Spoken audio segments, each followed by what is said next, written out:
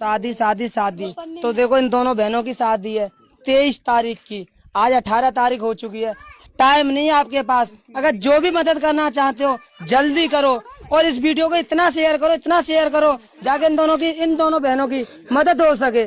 ठीक है ना, 18 तारीख हो गई है, 3-4 दिन बचे हैं। आपसे कुछ नहीं मांग रहे, कोई धन नहीं मांग रहा, कोई दौलत नहीं मांग रहा। इस वीडियो को ज्यादा से ज्यादा शेयर करो जो इनकी मदद हो सके। इनके हालात तो आपको दिख ही रहे होंगे कैसे है। देखो ये देखो इनके हालात है। और ये अफवाह फैलता ना कि इनकी एज कम नहीं है, ये नहीं है, उसमें फैला था। इनके अभी आधार कार्ड दिखाते हैं आपको, कहाँ इनके आधार कार्ड? भाई आधार कार्ड वीडियो में नहीं दिखाने भाई, बस बोल दो है पूरी। तो उससे सबूत कैसे होगा? आधार कार्ड हाँ पूरी एज है ना, कितनी कितनी है?